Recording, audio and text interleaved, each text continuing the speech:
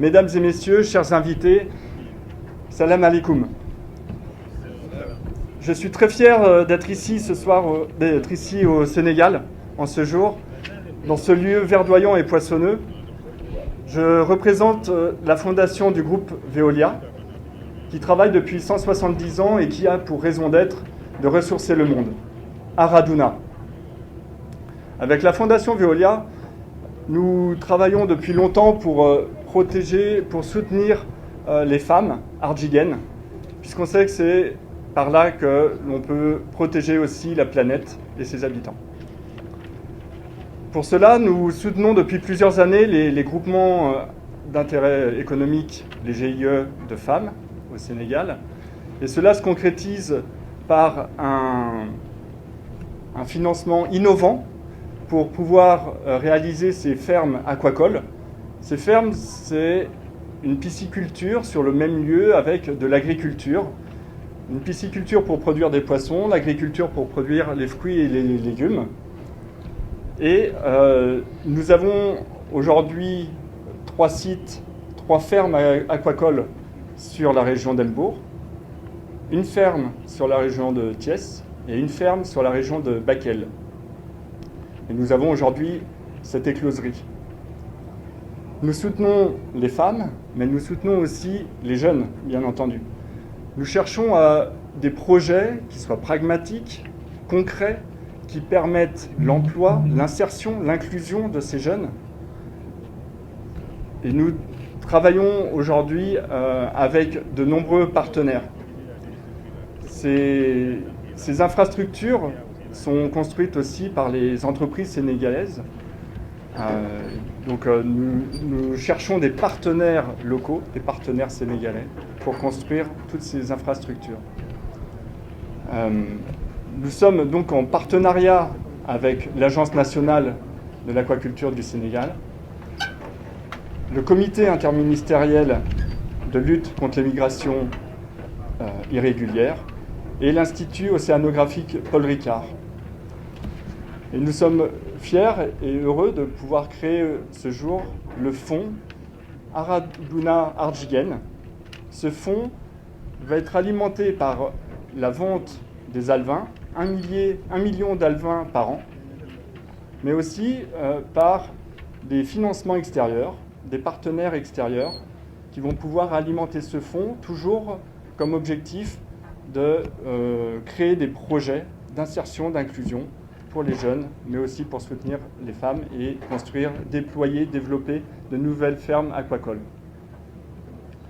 Madame la ministre, nous sommes heureux aujourd'hui de pouvoir aller plus loin dans notre programme Araduna Ardjigène grâce à la création de ce fonds, de pouvoir dupliquer ces fermes aquacoles, de pouvoir accueillir de nouveaux partenariats, de nouveaux financements. L'objectif étant de contribuer à l'intérêt général, l'intérêt du Sénégal et plus encore. Je pense que la plupart d'entre vous connaissent les objectifs de développement durable. C'est ce petit rond de couleur que j'ai ici sur le cœur et qui sont les 17 objectifs à atteindre pour, si nous voulons gagner la lutte contre le changement climatique, la lutte contre la pauvreté, la lutte contre l'érosion de la biodiversité, et si nous voulons offrir un avenir merveilleux à nos jeunes dans une planète réconciliée avec les humains. Pour ce faire, il faut adresser le plus d'objectifs durables à la fois. Ce projet auquel vous assistez aujourd'hui, dont vous voyez la naissance aujourd'hui, coche 10 ODD. C'est à ma connaissance le seul projet que je connaisse qui soit aussi complet. Complet pour l'autonomisation des femmes. Et je salue encore une fois votre congrégation, ma sœur, et toutes les GIE de femmes. Complet pour la souveraineté alimentaire, la sécurité alimentaire, la lutte contre la faim, la lutte contre la pauvreté, la fin de l'érosion de la biodiversité. Il y a tellement d'externalités positives dans ce projet que j'espère qu'il va grandir beaucoup. Et je sais aussi que c'est ces partenariats qui ont permis cette avancée. La science, le bon sens, l'excellence et les bons partenariats sont un chemin sûr pour aller sur les chemins de la durabilité. Et je ne sais plus qui a dit ça, mais aujourd'hui j'ai envie de le partager avec vous. Tout seul on va vite et ensemble on va loin. Donc un grand merci à tous et merci à Madame la Ministre de votre présence. Permettez-moi, à l'entame de mon propos, de vous adresser les vifs remerciements du gouvernement du Sénégal de par votre présence parmi nous à l'occasion de l'inauguration de la nouvelle écloserie piscicole de Mbodiène. Ces remerciements vont également à l'endroit de nos chers partenaires au développement pour leur accompagnement technique et financier aux différents programmes nationaux, mais aussi spécialement à la Fondation Veolia Environnement, qui est la cheville ouvrière de cet événement qui nous réunit aujourd'hui, avec l'accompagnement technique de l'Agence nationale de l'aquaculture. Mesdames, Messieurs, l'inauguration de cette écloserie, à laquelle nous nous prêtons aujourd'hui, est en droite ligne avec les orientations de son Excellence, Monsieur le Président de la République, Bassirou Diomaye Diakhar Faye, qui, lors de la réunion du Conseil des ministres en date du 8 mai 2024, a rappelé l'urgence de développer l'aquaculture dans toutes les zones favorables du territoire national aux fins d'apporter des solutions à l'emploi des jeunes et des femmes.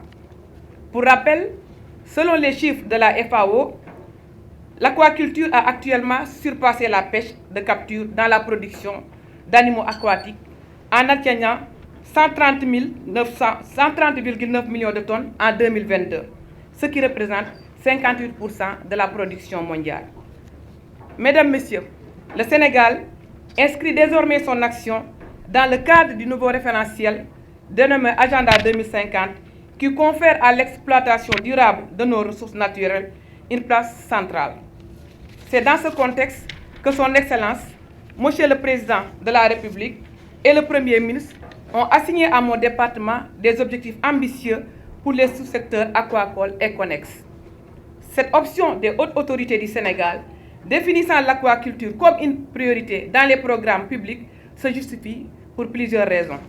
D'abord, par les perspectives de croissance du secteur face à une demande croissante en produits halieutiques et l'existence d'un énorme potentiel national. Ensuite, les projections pour notre pays ont montré un besoin supplémentaire de 107 462 tonnes en produits halieutiques en 2025 pour maintenir la consommation annuelle par habitant qui est estimée à 29 kg, ce qui est largement supérieur à la moyenne mondiale.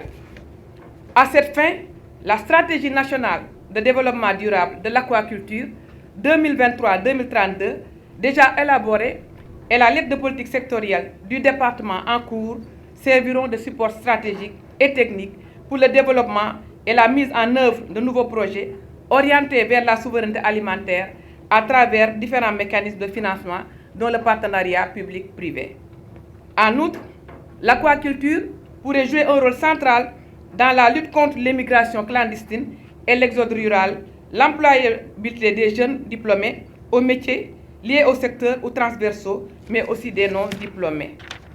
Mesdames, Messieurs, cette nouvelle écloserie piscicole, ayant une capacité de production d'environ 1 million d'alevins par an et dont l'inauguration nous réunit aujourd'hui, a été construite grâce au partenariat entre l'ANA et la Fondation Veolia. Son objectif est de contribuer à combler le déficit d'intrants piscicoles diagnostiqué au Sénégal et dont la production d'alevins de poissons est un des facteurs majeurs à côté de la production d'aliments aquacoles. Sa particularité aussi est son couplage à un périmètre agricole de 3 hectares irrigués par les eaux de vidange des bassins aquacoles riches en nutriments.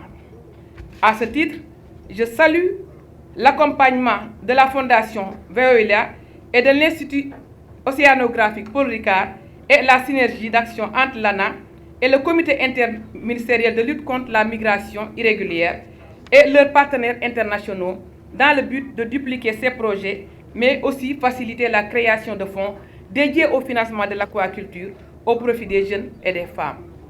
Mes remerciements vont également à la congrégation des jeunes des Sœurs de Mbodiène pour la mise à disposition de ces terres qui ont facilité la mise en œuvre de ce projet très ambitieux. Dans cette dynamique, je ne saurais terminer sans inviter les partenaires techniques et financiers du Sénégal à apporter leur concours pour la mise en œuvre de cette nouvelle stratégie nationale de développement durable de l'aquaculture pour enfin faire de ce sous-secteur une véritable industrie qui contribuera à la fourniture en produits halieutiques et à la création d'emplois partout dans le pays.